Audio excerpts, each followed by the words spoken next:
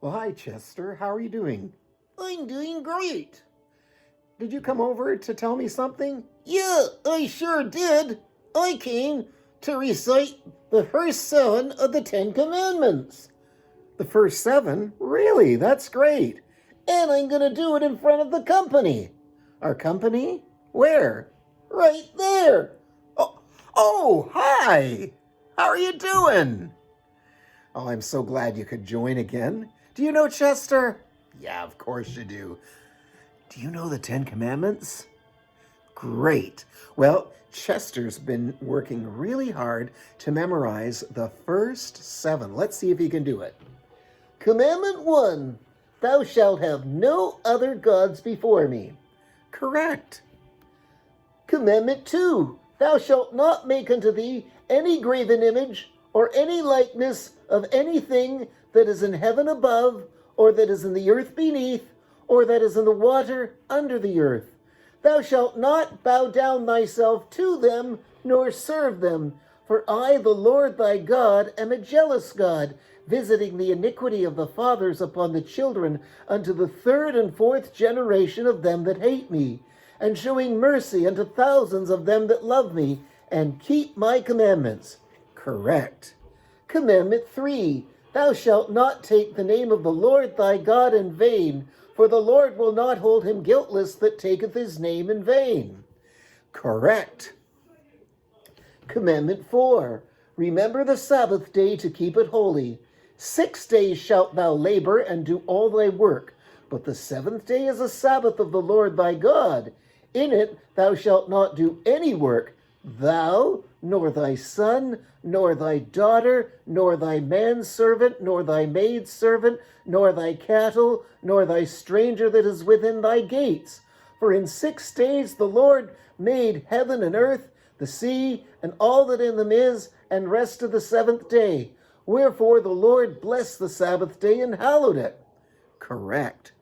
Commandment 5. Honor thy father and thy mother, that thy days may be long upon the land which the Lord thy God giveth thee. Correct. Commandment 6. Thou shalt not kill. Correct. Commandment 7. Thou shalt not commit adultery. Correct. Well, that's all 7. And you just have 3 more to learn. That is great, Chester. I'm really proud of you. But what's the 8th commandment? Well, the 8th commandment is right here.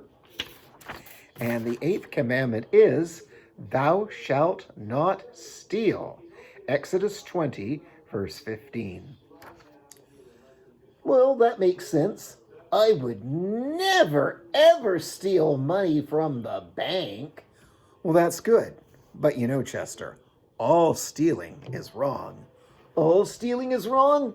Hey, well, I know that stealing from the bank is wrong, and stealing from my mother's purse is wrong, but it's okay to steal from my sister, right? Oh, no, it isn't. Yes, it is. No, it isn't. Yes, it is. No, it isn't. Yes, it is. No, it isn't. Yes, it is. Yes, it is. No, it isn't. Aha, got you. But why? She's just my sister, and she bugs me sometimes. I only steal from her when she bugs me. Well, Chester, it's never okay to steal from anyone. All people are made in the image of God and should be treated with respect, and their property should be treated with respect. What's property? Well, property is anything that you own. For example, if you stole my glasses, that's my property. If I stole your hat, that would be your property. It's something that you own, that you possess. Oh, but I only took a little teeny tiny itty bitty piece of gum from her bedroom. It was really small. That doesn't matter, Chester. You need to respect your sister's things and not take what doesn't belong to you. Respect other people's things and not take them? Is that what the 8th commandment requires? Well, yeah. Here's what the Catechism says the 8th commandment requires. The eighth commandment requires that we pursue lawful and useful work to provide for our needs and for those unable to provide for themselves. What's lawful work? Well, lawful work is work that is allowed by law, honest work, moral work, good work.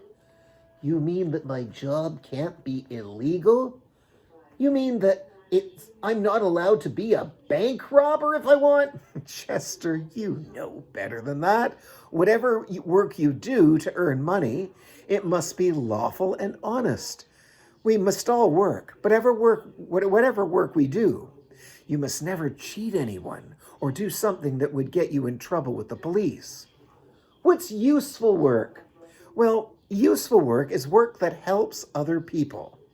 Cleaners, computer programmers, carpenters, secretaries, teachers, cooks, homemakers, musicians, plumbers, all do things that help people. Whatever work we do, we should make sure that it is something that helps someone else.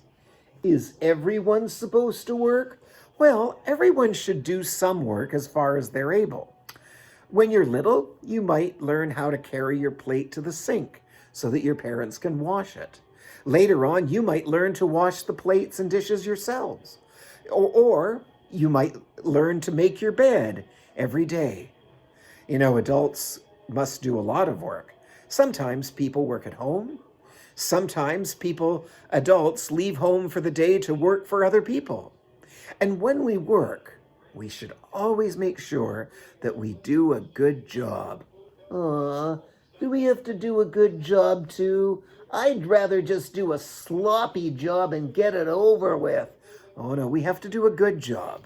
Proverbs chapter 27 verse 23 says, "Be diligent to know the state of your flocks and attend to your herds." Flocks and herds? What are they? Well, flocks of sheep and herds of cows. We must take good care of our flocks of sheep and our herds of cows. But I don't have any flocks of sheep or herds of cows. Well, many people in Bible days had sheep and cows. What it means is that whatever job you have, take care to do a good job when you do it. What does it mean to provide for our needs? Well, all of us need certain things. For example, we all need food, shelter, meaning a roof over our head, whether it's a house, an apartment, or a tent. We need clothes. All these things are things we need, and we need to buy them. God commands us to work and do things for other people to earn money so that we can buy the things we need instead of just stealing them. Oh, why can't we just earn money by playing? I'd rather play. Well, playing is fun, but it doesn't really help anyone. But when we work, we do something that someone else wants or needs. Then they pay us money for the work we do. If we work for our pay, then we don't need to resort to stealing to get things we need. So let me see if I've got this right. We work for our money, and then we don't have to steal to get the things we need. That's right. You know, it says here in Ephesians chapter 4, verse 28, "Let him who stole steal no longer, but rather let him labor, working with his hands what is good, that he may have something to give to him who has need." Hold it! We're supposed to work for our money so that we can give to others? But I want to keep all my money. I earned it myself. It's mine. You can keep some of it for yourself, but we must remember that there are people who cannot work and cannot earn money to buy anything. Sick people, very old people, babies, little children, poor people. And when we work, we must also remember to help those who need it. But if I give away my money, I won't have as much for myself. Yes, but the Bible commands that we help out those who are poor. Leviticus chapter 25, verse 35 says, "If one of your brethren becomes poor and falls into poverty among you, then you shall help him like a stranger or a sojourner, that he may live with you." But if I give money to the poor, what if I need money later? I won't have money to help me. Well, first of all, you don't need to give away all your money, but you do need to give away some. Remember, Deuteronomy 15 verse 10 says, "Give generously to them and do so without a grudging heart. Then, because of this, the Lord your God will bless you in all your work and in everything you put your hand to." You see, if you work hard and help out the poor, God will provide for your needs. Is that what the Catechism means when it says that we are to do useful work so that we can provide for those who cannot provide for themselves? Exactly, Chester. By the way, where'd you get that hat you're wearing? It's nice. Yeah, it is. I found it in the hall at school on the floor. I liked it, so I picked it up and wore it here. Oh, but Chester, that's stealing. But I don't know who it belongs to, so I can't give it back. Does your school have a lost and found? Yes, But nothing. Chester, you need to return that hat to school and put it in the lost and found. How would you feel if someone found your hat and took it? well, I wouldn't like it, but... Oh, does the Bible say I have to do this? Yes. In Deuteronomy chapter 22, verses 1 to 4, it says, "You shall not see your brother's ox or his sheep going astray, and hide yourself from them. You shall certainly bring them back to your brother. And if your brother is not near you, or if you do not know him, then you shall bring it to your own house, and it shall remain with you until your brother seeks it. Then you shall restore it to him." That means you shall give it back. "You shall do the same with his donkey, and so shall you do with his garment." What's a garment? Garment is clothing, and this hat, my friend, is clothing. Oh, boy. Okay, and with any lost thing of your brother's which he has lost and you have found, you shall do likewise. You must not hide yourself. You shall not see your brother's donkey or his ox fall down along the road and hide yourself from them. You shall surely help him to lift them up again. I guess I'll have to return it to the school lost and found. But would you want someone to do the same if you had lost your hat? You'd want somebody to return it. I guess I would. Remember what Jesus said in Matthew chapter 7, verse 12. "In everything, therefore, treat people the same way you want them to treat you, for this is the law and the prophets." Okay, I'll return it. I guess the command against stealing means a lot more than just not robbing banks. But what did Jesus have to say about people who steal? Well, Jesus did not like stealing at all. You know what? In John chapter 10, verses 7 to 10, it says, "Then Jesus said to them again, 'Most assuredly I say to you, I am the door of the sheep. All who ever came before me are thieves and robbers, but the sheep did not hear them. I am the door. If anyone enters by me, he will be saved and go in and out and find pasture. The thief does not come except to steal and to kill and to destroy. I have come that they may have life and that they may have it more abundantly.'" Jesus says that he's a door? Well, when Jesus says that he is a door, it's a metaphor. A door is a way inside. The people of God are like sheep, and we follow Jesus just like sheep follow the shepherd. When it's time for the sheep to go home, the door to the sheepfold is opened, and the sheep go inside the doorway to their home.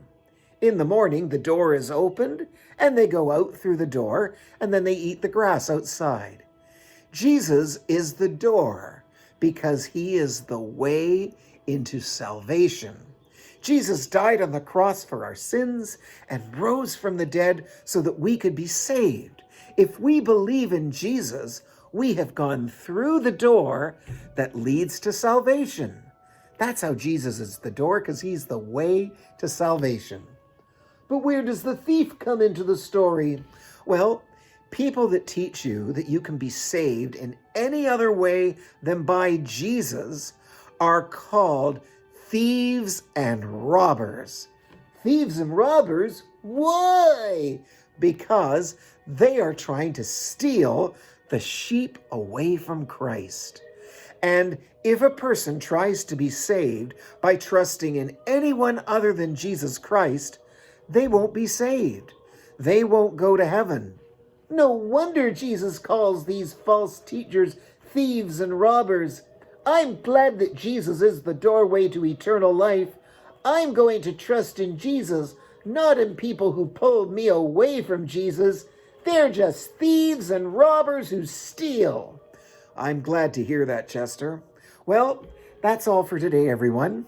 Chester, you know what your job is? Yep, tomorrow when I go to school, I'm going to return the hat to the lost and found.